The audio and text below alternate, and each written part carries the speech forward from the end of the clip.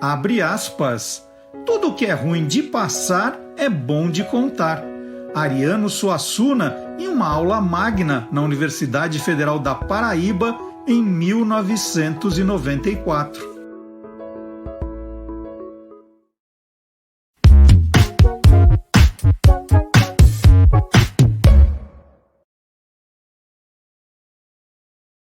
Boa noite, curioso! Boa noite, curiosa! Está começando o Tô Lendo, um programa que mostra o lado curioso de livros, autores, designers, ilustradores, capistas, revisores e também leitores. E como é que a gente começa o nosso programa? Sabendo o que os nossos amigos leitores estão começando a ler. E eu convidei hoje, para a abertura do nosso programa, a jornalista e escritora Gabriela Herbeta. A Gabriela tem um livro que eu adoro, os paulistanos adoram, que fala sobre pizza. Aqui, ó, as pizzarias que contam a história de São Paulo. Ela tem outros trabalhos maravilhosos na área de editoração, mas, né, eu estou guardando isso para uma entrevista que eu vou fazer em breve com a Gabriela. Hoje ela conta para a gente que livro ela está começando a ler.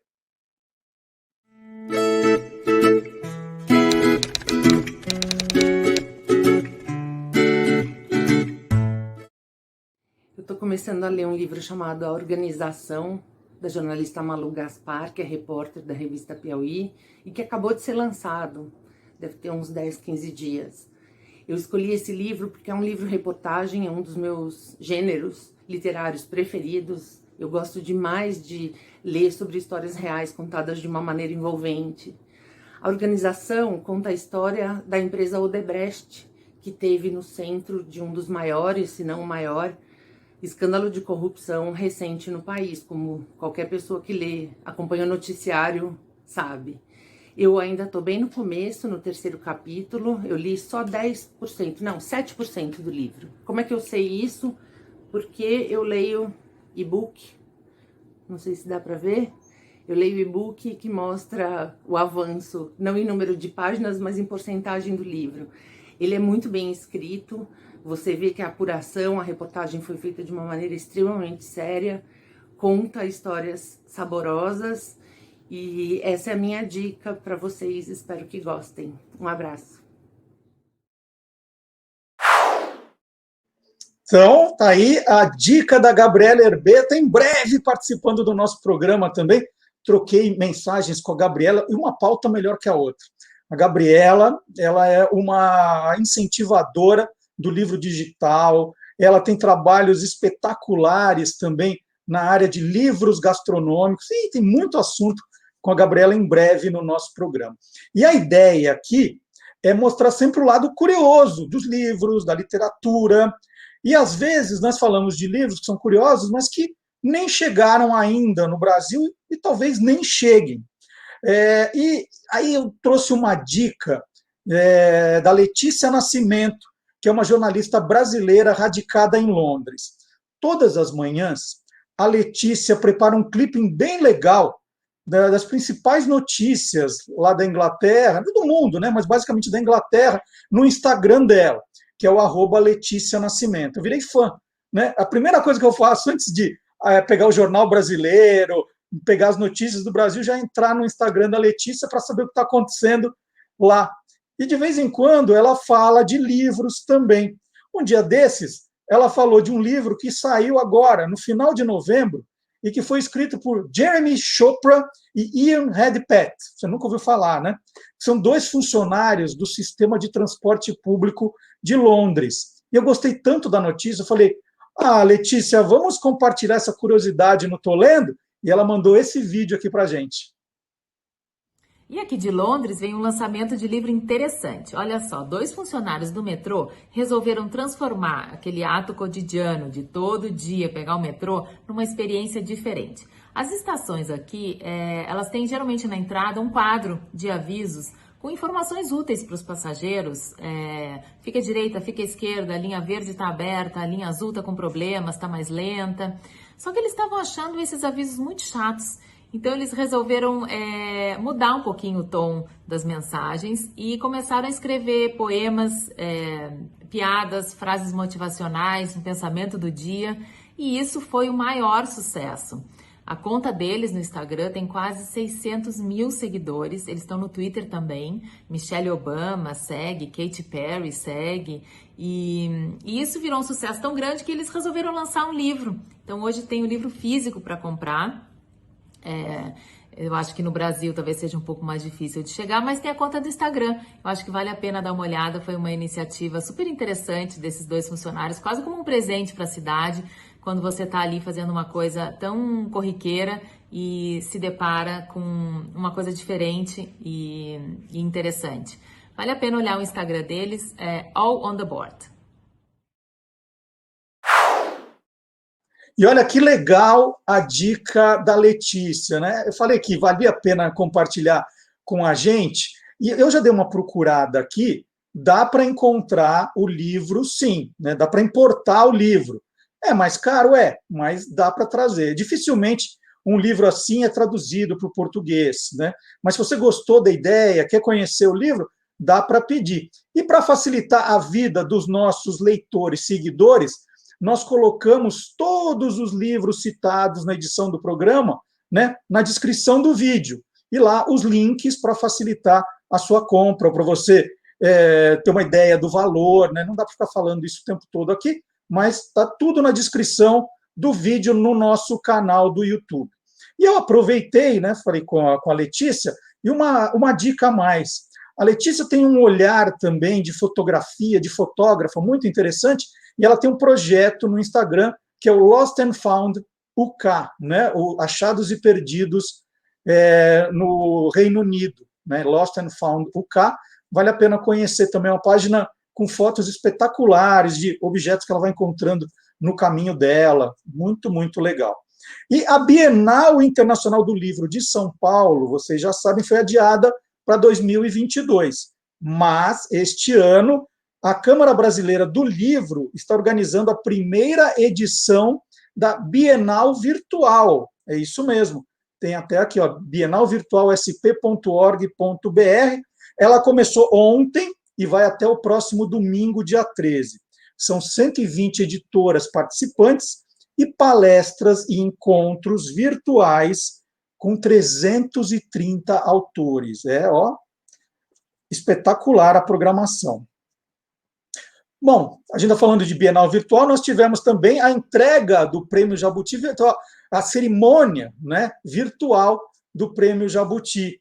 E aí nós temos um queridíssimo autor como um dos contemplados deste ano, e é o entrevistado do nosso programa de hoje.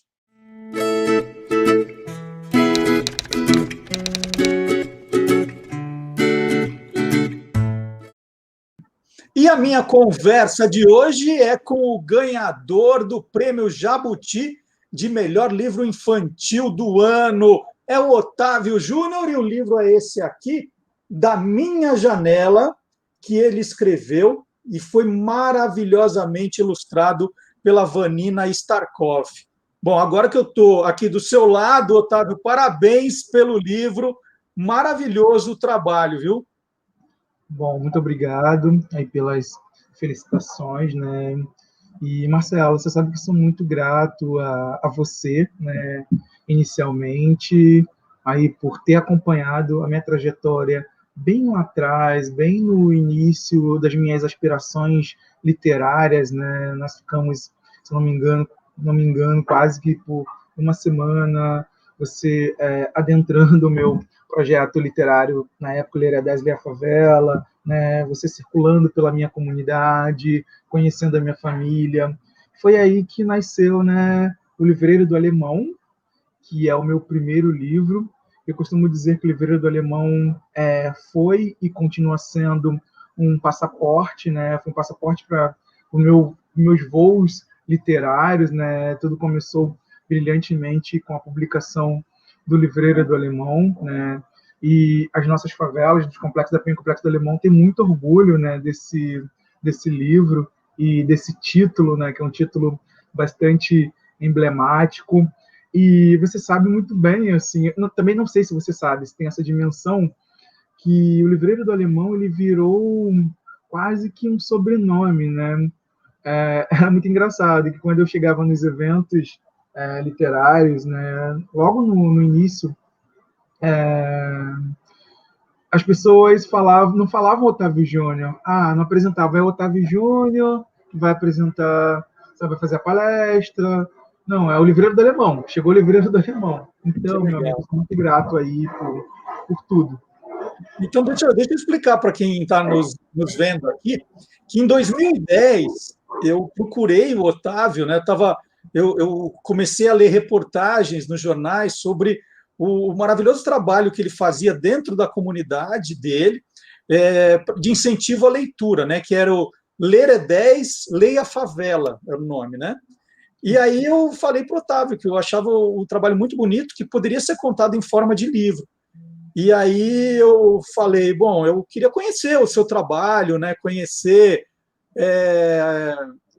como que funciona. E aí ele me convidou e, de fato, nós passamos alguns dias juntos. Ele me apresentou a casa dele, a família, nós circulamos bastante. Era o Morro do Caracol, né, Otávio? Que era Caracol, sim, Complexo da Penha, sim, sim, isso mesmo, né? E esse morro é vizinho ao Complexo do Alemão, também em alguns momentos também nós circulamos pelo Complexo do Alemão.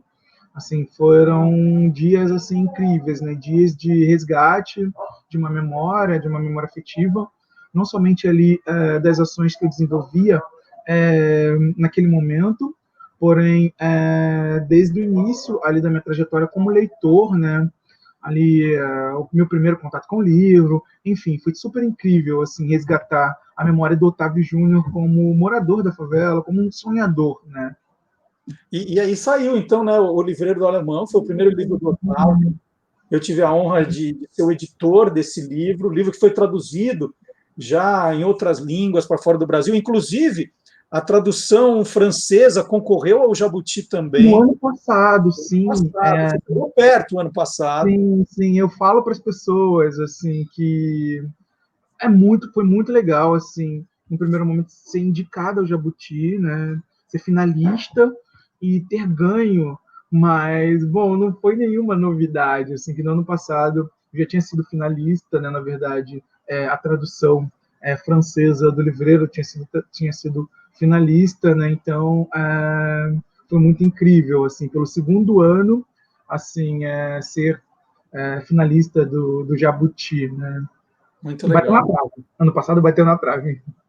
E Otávio, quando eu visitei você, né, o Livreiro do Alemão de 2011, e eu estive com você em 2010, né, você mostrou sua casa, e já que você está falando aqui, né, o Da Minha Janela, que é o seu livro ganhador, eu lembro que na visita que eu fiz na sua casa, né, e lembro da janela, eu lembro direitinho de tudo, você me mostrou umas marcas de bala, né, dentro do seu quarto, né? E a gente falando assim, poxa, então a janela é só o ponto de entrada da violência, é só bala perdida o que acha, e você mostrou não, você mostrou um lado colorido, bonito da sua janela. Conta como foi a criação desse livro, assim, da ideia a ele ficar pronto. Nossa, que legal, Marcelo, relembrar essas, esses momentos, né? Como eu disse, foram momentos assim totalmente incríveis, né? Cara, e realmente foi o que aconteceu, né?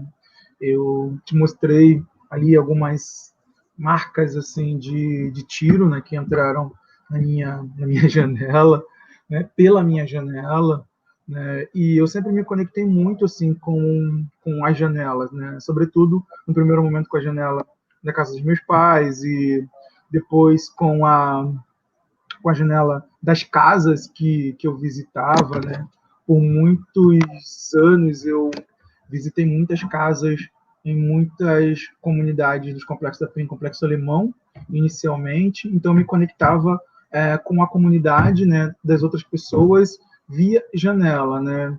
E o da minha janela, ele nasceu também muito por conta de uma, digamos, visão do meu filho, né? Eu tenho um filho que agora tem 12 anos, o João Vitor, e quando ele era muito pequeno, tinha mais ou menos 4 anos, ele olhou pela nossa janela e viu a Igreja da Penha ali e falou: papai, papai, papai, eu quero ir no Castelo Encantado. E eu fiquei com aquela fala dele assim por alguns anos na cabeça, né? Com aquela visão dele infantil, com aquela ligado ao imaginário, né? De eu quero ir no Castelo Encantado. Eu falei, nossa, na cabeça dele a Igreja da Penha é um castelo encantado, né? E quando criança também, a Igreja da Penha ela me trazia assim uma mística assim muito grande em relação à questão da arquitetura, né? Em relação à curiosidade, né? Por você é um dos mestres dessas questões ligadas à curiosidade, né, cara? O seu Guia dos Curiosos é totalmente incrível, assim. Eu sou muito apaixonada pelo Guia dos Curiosos, né? Então, assim, da minha janela também eu me despertava a curiosidade, assim, de ter ali a Igreja da Penha no alto de uma pedra, né? Então, eu me conectei, assim, com o que eu via da minha janela e com o que ele falou, né?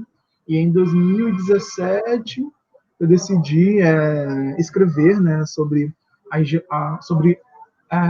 o que o meu filho tinha dito, o seu imaginário infantil, e também o que eu imaginava quando criança, e conectando com as muitas janelas de muitas favelas que eu já tinha percorrido, tanto na Penha, no Alemão e em outros lugares, em outras favelas do Rio de Janeiro. Eu sempre circulei por muitas favelas do Rio de Janeiro, né? E a minha ideia também era conectar todas essas favelas em uma só, né? Porque infelizmente aqui no Rio de Janeiro muitas favelas elas são de certa forma divididas, né? E às vezes pessoas de um território não podem ir para outro território, né? E eu acho isso muito, muito, muito ruim, né? Então o meu sonho sempre foi unificar todas as favelas, né? E eu pude realizar esse sonho de unificar as favelas via literatura, né? Via o da minha janela, eu me conectei um pouquinho assim com visões de outras janelas de outras favelas, por exemplo. Aí tem uma conexão muito grande com o mar, né? E muitas favelas do Rio de Janeiro, elas têm uma conexão grande com o mar, né? Muitas pessoas, elas abrem as suas janelas e veem o mar ali, as pessoas da Rocinha, do Vidigal, né? Do Chapéu Mangueira, do Morro dos Tabajaras, né?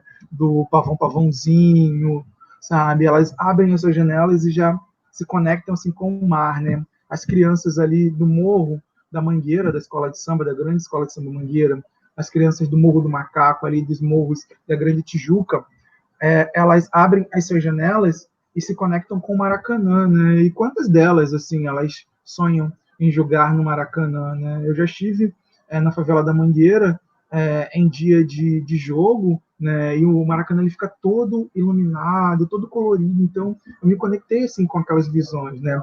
E me conectei também a sua fala, ela traz assim um resgate, né? Da minha memória afetiva, né? De muitas das vezes assim de terem confrontos e eu olhar da janela para ver e se as pessoas estavam bem, o que estava acontecendo, né? E me conectou também a muitas das vezes assim quando tinham confrontos nas favelas e eu olhava assim da janela e via as ruas vazias, né? E me conectou com uma situação que me deixa muito triste, né? E acho que muitas outras pessoas também, muitas crianças, né? O caso das crianças que não podem ir para a escola por conta dos confrontos, né?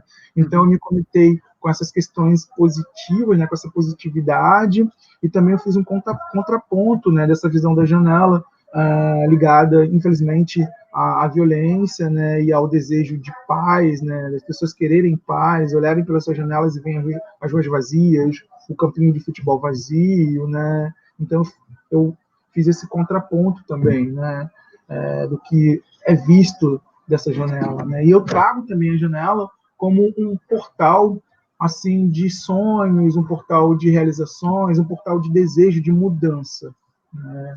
E Otávio, você consegue fazer ainda os projetos de leitura dentro da comunidade? Ainda dá para fazer? Tem alguém fazendo? O que aconteceu com esse projeto que você faz ou fazia? Eu preciso me atualizar com você. Sim, consigo sim.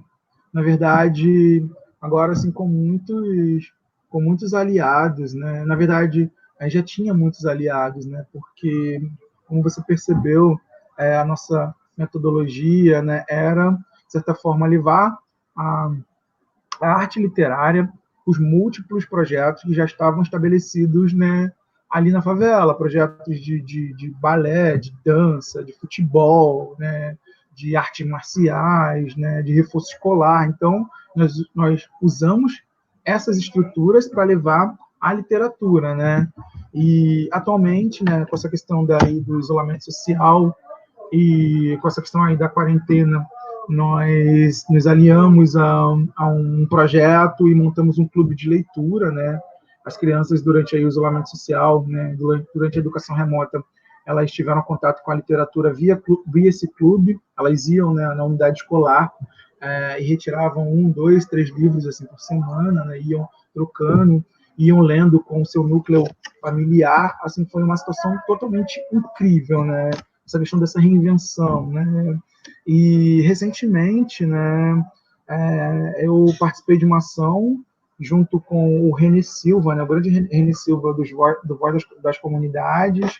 Ele fez uma ação, a invasão de livros, né?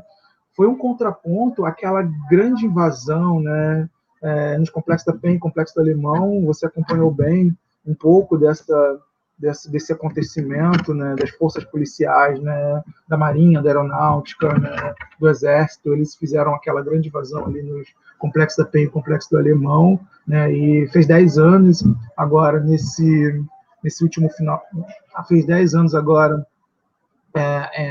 no finalzinho de novembro, né? Então, o René ele fez uma ação como se fosse um contraponto, né? Porque nada mudou nesses 10 anos dessa ocupação. Não teve uma ocupação, digamos, efetiva, né, da segurança pública. Também, de uma maneira muito pior, né, não teve ações ligadas à cultura, à educação, ao empreendedorismo, à saúde, né, ações efetivas assim que pudessem mudar o histórico da favela, né? Então, brilhantemente assim foi organizada essa invasão de livros, né? Foram doados, assim, na verdade, presenteados. As pessoas foram presenteadas com mais de 10 mil livros assim, espalhados pelos Complexos da Penha e Complexo do Alemão, né? E são essas ações assim pensadas estrategicamente que podem mudar um pouco desse contexto, né, da favela, né? Então, da minha janela eu trago a janela assim como um portal de transformação, né, das pessoas olharem, de certa forma, se conectarem com a transformação e pensarem de que forma que eu posso mudar, né, o meu ambiente, de que forma que eu posso mudar, né, ali a minha área, o meu local, né, como que eu posso fazer, né?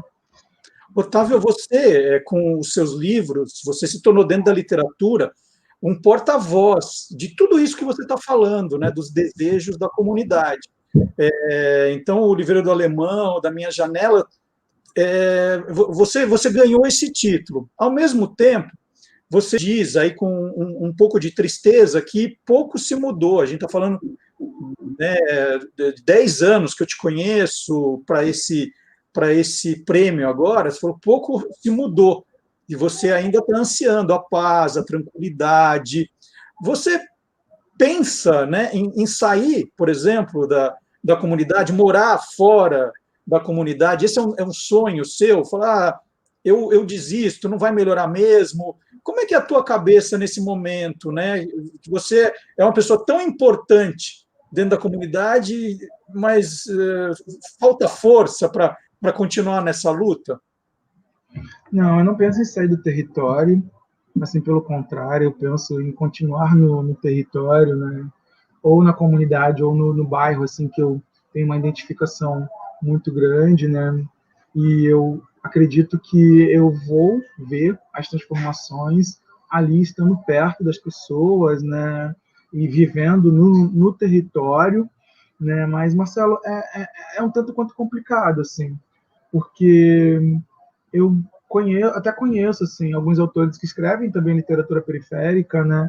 Mas acho que literatura periférica infantil e juvenil eu eu desconheço, assim, algum autor que escreva, assim, sabe, debaixo de, ouvindo tiros, ouvindo confrontos, né? Realmente, assim, eu desconheço, assim, é uma realidade, assim, muito dura, assim, muito dura mesmo, assim. Recentemente, eu fui sabatinado pelas meninas ali da Casa Tombada, né, pela Cristiane Rogério e tudo mais e tal. Cara, eu tava, assim, no espaço onde eu trabalho, em casa, né, e ali durante a sabatina, sabe, cara, elas ouviram, assim, sabe, tem isso registrado em vídeo, né, da gente conversando, assim, sabe, de repente estourando granada, de repente acontecendo confrontos, né, cara, é muito doido, assim, pô, assim, na minha cabeça, isso só muito doido, assim, Otávio, parece. eu lembro bem, a gente chegando na sua casa, tinha um sentinela numa mesa, assim, a 50 metros da porta da tua casa, com uma granada, né? Era o sentinela, porque a sua casa era bem no comecinho da subida do morro, e ele estava ali cuidando daquela entrada. E estava lá o sujeito com a mesa e uma granada. Eu nunca tinha visto uma granada tão de perto, né? Eu sei do que você está falando, né? Sim, sim, muito louco. Eu lembro bem, assim, sabe? Muito louco, assim, essa imagem, né, cara, de a gente tá falando, assim, cara, de Rio de Janeiro, a gente tá falando de uma das principais cidades do Brasil, uma das principais cidades do mundo, né, cara, que não tem uma guerra, assim, declarada, né, cara, não existe uma guerra, assim, tipo, oficialmente declarada, né, e em muitos territórios existem esse poder bélico, assim, que é um poder bélico, assim, que de certa forma me assusta. Assim, tem muitas pessoas, Marcelo, que já se acostumaram, né? Tem muitas pessoas que já se acostumaram, assim. Eu, de certa forma, não, assim, é muito estranho. Assim, para mim, sou muito estranho, né, cara, ter, né, e vivenciar e ser testemunho ocular do que acontece, do que ocorre. Assim, para mim, sou muito estranho, né, cara. Então, eu tenho muitos projetos, né, tenho muitos planos, assim, cara, para, de certa forma, usar a arma do conhecimento, a arma dos livros, que é muito potente, né, para pensar numa transformação, numa revolução, né. Eu acredito que essa revolução ela vai acontecer por meio da educação, por meio da cultura, por meio do empreendedorismo e por meio da inovação, né? E essa transformação ela vai acontecer com pessoas que estão estabelecidas ali no território, né? Que já pensam essa questão do território já há algum tempo, né?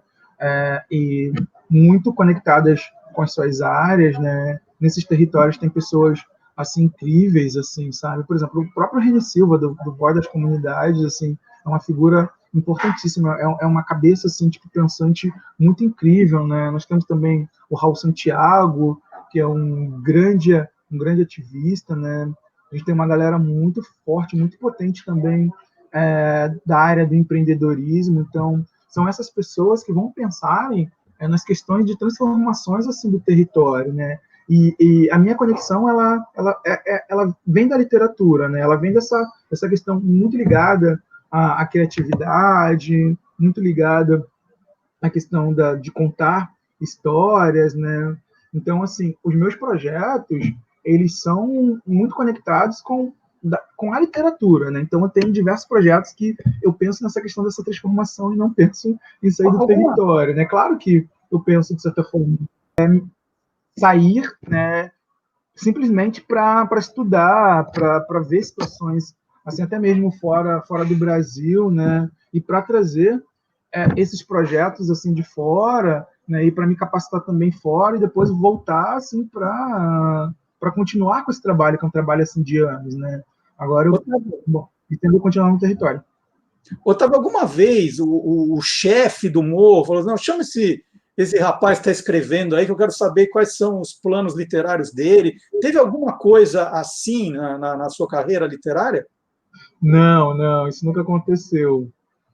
Assim, é claro que, por exemplo, eu, tecnicamente, como dizem aqui, tipo, no Rio de Janeiro e tudo mais, eu sou cria, né? Eu sou cria da área, né? Eu sou cria da favela. Então, de certa forma, eu posso, de certa forma, como muitas outras pessoas podem, circular pelo território, né? E é um trabalho já de muitos anos, né? um trabalho de muitos anos. Então, as pessoas elas sabem da veracidade do trabalho, né? Elas sabem também da importância desse trabalho e, de certa forma, também existe um orgulho, né? E cara, assim, imagina, eu sou da comunidade, eu moro na favela e continuo morando na favela, né, cara? E esse final de semana agora aconteceu uma coisa assim, tipo, que cara, eu, de certa forma, achei incrível, né? Na verdade, vem acontecendo algumas coisas assim, que eu tô achando assim, totalmente incrível, das pessoas, de certa forma, cara, imagina, assim, uma favela, um complexo de favelas, agora eles sabem, né, a importância do jabuti, né? Eles sabem o que é o jabuti e tudo mais e tal, cara. Então é muito louco isso, assim, cara. A partir do Otávio Júnior, ali as pessoas elas terem conhecimento do maior prêmio literário do Brasil, por conta de ter sido o vizinho que ganhou, por conta de. Entendeu? Isso é muito incrível. No final de semana agora, eu estive assim com meu filho, né? Nós fomos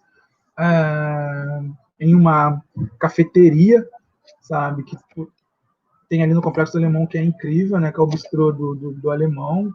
Eles servem café da manhã nos finais de semana, né? E aí, cara, você chegar no lugar, as pessoas reconhecerem, ali as pessoas do território do local te reconhecerem, e você sentar para tomar café ali com seu filho, as pessoas te aplaudirem, né, cara? E ali as pessoas não estavam aplaudindo o Otávio Júnior, estavam aplaudindo, cara, a vitória da favela, a literatura periférica, né, cara? E tem uma situação que acontece e que eu sou totalmente contra, né? Digamos que até mesmo virou um bordão, né? Virou um bordão, as pessoas falando, a favela venceu, né? A favela venceu. Não, na minha cabeça a favela não venceu ainda, né? De certa forma, quando algum favelado conquista um prêmio ou ascende financeiramente, tudo mais, ou adquire a questão da fama, usa esse bordão, a favela venceu. Na minha cabeça, a favela não venceu, não venceu, né? Eu venho lutando contra esse bordão, contra essa falácia, né? Infelizmente, assim, tá ainda muito longe, assim, da favela, de certa forma, como coletivo, né? Como comunidade, né? Como um todo vencer, né, cara? Tem muitas coisas ainda para acontecerem. Nós tivemos agora um período, né, das questões ligadas ao poder público, eleições e tudo mais e tal, e pouquíssimas pessoas da favela, assim, digamos que genuinamente, né, da favela, com o DNA na favela, assim, tipo, conseguiram se eleger, né, nos cargos aí nos cargos municipais, né? Então, Marcelo, eu acho que tem muito trabalho ainda pela frente, muito trabalho. Bom, eu falei muito trabalho pela frente. Você tem um livro que está para sair também agora, né? Já tem o terceiro, né? Sim, na verdade, esse ano foi um ano assim super, digamos, atípico, né? E eu tive um livro publicado esse ano que foi o Morro dos Ventos, né? E eu acho que é no ano que vem, voltando a essa questão aí do fortalecimento das livrarias, né? Que tendo um movimento muito legal assim desse fortalecimento das livrarias, né? E da volta às aulas, né? Acho que vai ser publicado alguns títulos aí que o Otávio Júnior produziu, né? Há 2 anos atrás, o ano passado, agora mesmo durante o isolamento, né? Então nós teremos algumas novidades aí pela frente, né? Muito legal. Queria agradecer, Otávio, a sua participação aqui no Tô Lendo. Muito legal ter você. Vou mostrar de novo o Da Minha Janela, ganhador do Prêmio Jabuti de melhor livro infantil de 2020. Durante a entrevista eu já mostrei algumas páginas internas também. E esse que eu tive a honra de editar, né, pela Panda Books, O Livreiro do Alemão, foi o primeiro livro do Otávio, que ele conta, né, do menino lá que acha um livro jogado no lixo, no terreno baldio, e como esse livro, Dom Gaton, ó, eu não esqueço o nome, mudou a vida do Otávio. E então fico assim triplamente feliz por essa conquista, viu, Otávio? Muito obrigado pela sua participação, Marcelo. E, assim, fico muito arrepiado, né, assim, quando eu me conecto assim com você e relembrando essas histórias, né? E eu vou falar que no Tô Lendo assim que o meu grande sonho, acho que é o grande sonho da minha vida, assim, é adaptar o Livreiro do Alemão para o cinema, né? Agora, cinema ou outras mídias, né? Porque pode ser cinema, pode ser, sei lá, uma série, enfim, né? Ou pode ser o streaming, né? O meu grande sonho, e eu estou trabalhando muito para isso, é adaptar o Livreiro do Alemão para outras mídias, né? Bom, Acho que é uma novidade muito grande. Quem conhece o Otávio como eu conheci, sabe da perseverança dele, e ele não é de ouvir, não. Ele vai tentando, vai tentando. Não duvido, logo a gente vai ligar a televisão ali, está lá o Livreiro do Alemão, com certeza. Ou no cinema, né? Que hoje a gente está falando do streaming também tão forte, mas a gente vai assistir essa história em audiovisual logo. Parabéns, viu, Otávio? Obrigado, meu amigo. Um grande abraço. Gratidão por tudo. E agora nós vamos chamar Cláudia Fusco e as suas dicas da literatura nerd no nosso programa.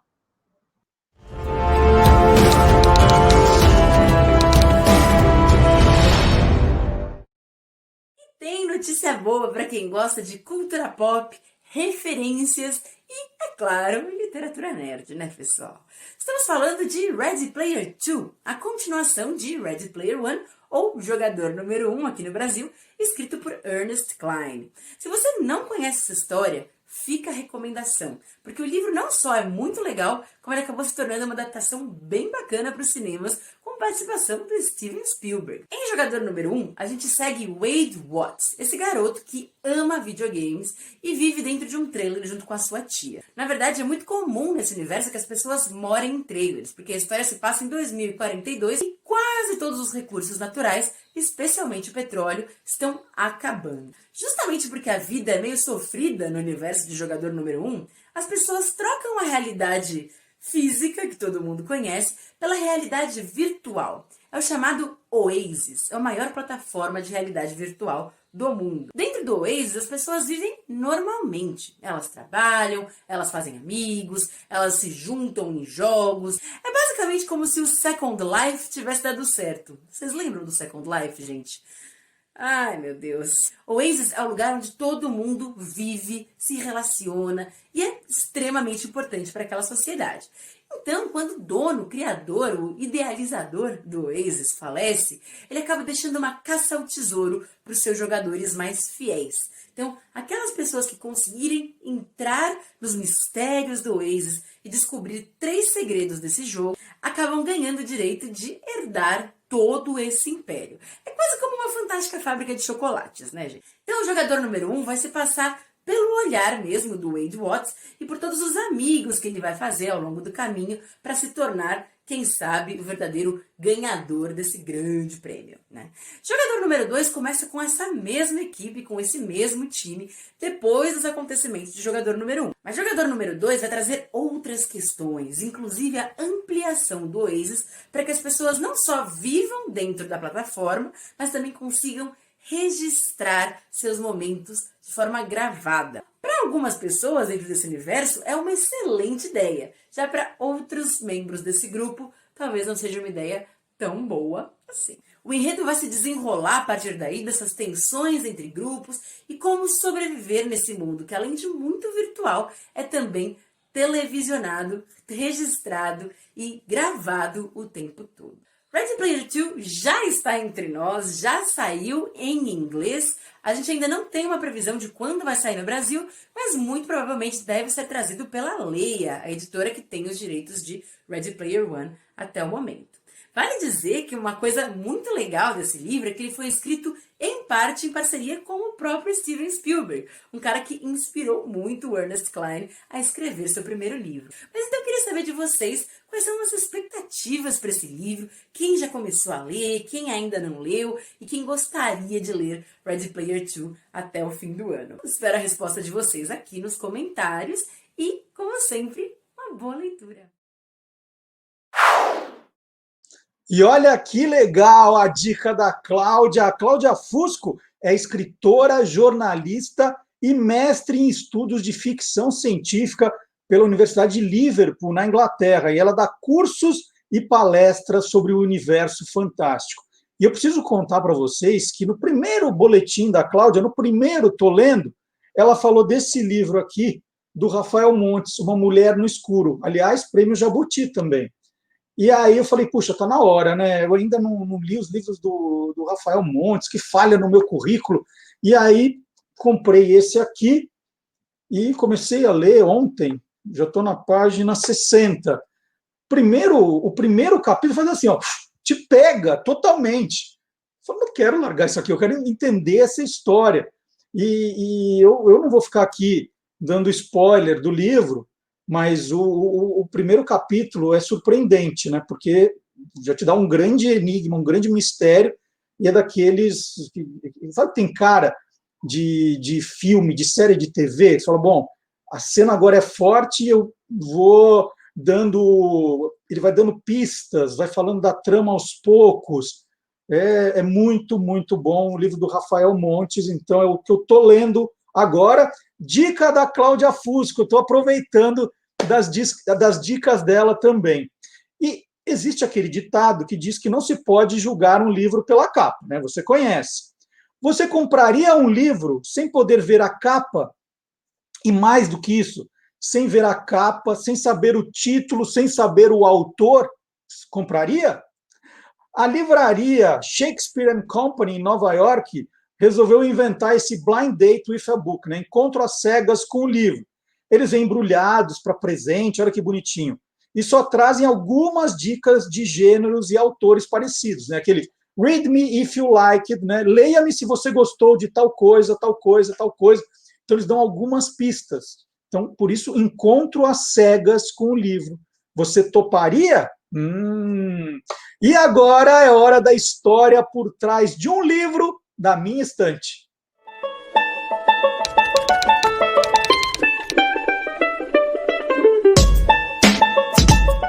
Nesse quadro, a ideia nem é falar necessariamente do que tem escrito no livro, mas do que cerca ele, porque tem guardado na minha estante. E hoje eu peguei esse livro aqui do Jô Soares, O Astronauta Sem Regime, que é um livro de 1983. Em 1983, eu estava com 18 anos ali, 18 para 19 anos. Eu não lembro exatamente, eu acho que aqui saiu eles dizem que é no inverno de 83, então eu estava ainda com 18 anos. E eu fiquei sabendo que o Jô Soares lançaria esse livro, a noite de autógrafos, seria numa livraria perto da minha casa. Eu não vou lembrar o nome da livraria, já tentei procurar na internet alguma referência. Eu lembro que era uma livraria na Rua dos Pinheiros. Se alguém souber qual era o nome dessa livraria, eu seria eternamente grato. Então, eu morava em Pinheiros e falei, pai, eu vou para o lançamento do livro do Jô Soares, tal, né, aqui pertinho. E aí eu fui muito cedo, né? Estava ansioso, queria ser um dos primeiros, para não pegar fila, e aí fui um dos primeiros a chegar. Quando eu cheguei, antes do horário, o Jô Soares já estava lá dando uma entrevista para a TV Globo. Então, ele estava sendo entrevistado, né, antes do lançamento. E aí o repórter falou assim, vamos fazer uma cena de você dando um autógrafo. Vem aqui, pediu para mim, né, rapaz, vem aqui. Né, entra aqui, como se estivesse pedindo autógrafo para o Jô Soares. E a noite de autógrafos nem tinha começado ainda. E aí eu fui lá e eles gravaram eu pedindo autógrafo. Então, está aqui, ó. Para o Marcelo, um abraço do Jô Soares. Aí ele terminou, me entregou o livro, e aí o repórter estava entrevistando ele, falou, Jô, não está tão boa, vamos fazer de novo? Ele falou, mas eu já autografei, né? Eu falei, não tinha outra pessoa ainda lá. Aí me chamaram de novo e falou assim, vem aqui, vamos fazer de novo? Aí eu fui lá, e aí eu pedi, então, para ele autografar para o meu irmão, aqui, ó, para o Murilo, o reautógrafo do Jô Soares. Né, eu ali servindo de figurante para a entrevista. Então, eu tenho um livro com 2 autógrafos do Jô Soares. E aí tem essa explicação, é o lado curioso desse livro que está guardado na minha estante. E nós estamos terminando o programa, e no final a gente convida alguém também que ama livros, que tem ótimas dicas sempre ali nas redes sociais. E a gente pede assim, dá para você contar a história de um livro que você está terminando? E o convidado do Tô Terminando dessa semana é o João Paulo Pacífico. Ele é empresário, empreendedor, palestrante idealizador da ONG Gaia Mais. A Gaia Mais contribui no desenvolvimento de crianças em vulnerabilidade social. Então, João, qual é o livro que você está terminando agora? Conta pra gente.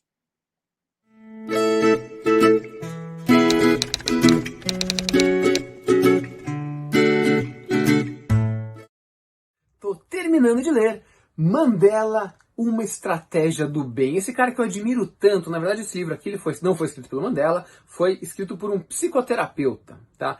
Que estudou bastante a vida do Mandela e ele trouxe a visão dele sobre o Mandela, que é muito interessante. Imagina um cara que durante 27 anos da vida ficou numa prisão e depois ele sai da prisão sem carregar o ódio das pessoas que o prenderam lá dentro e vai unir o país. É de uma evolução espiritual, de uma evolução muito grande. Eu até separei aqui algumas coisas muito legais, que o ódio é algo que se aprende, mas o amor também se aprende. Então imagina o que esse cara, Nelson Mandela, tem a oferecer pra gente, e ainda mais nesse momento de polarização, para lá, para cá, tal.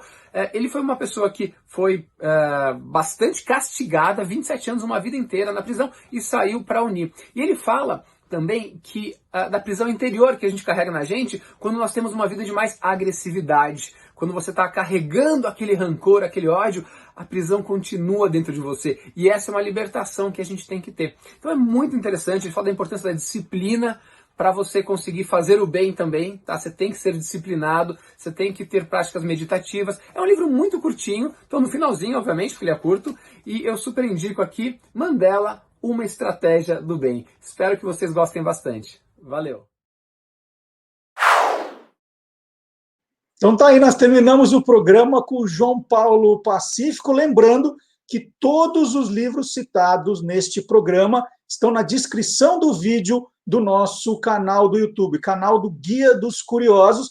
Toda terça eu estou lendo aqui, toda quinta, Quem Te Viu, Quem TV, com Magalhães Júnior, curiosidades da televisão, e aos sábados o nosso programa Olá Curiosos, das 10 ao meio-dia. Então, até o próximo capítulo na semana que vem. Tchau!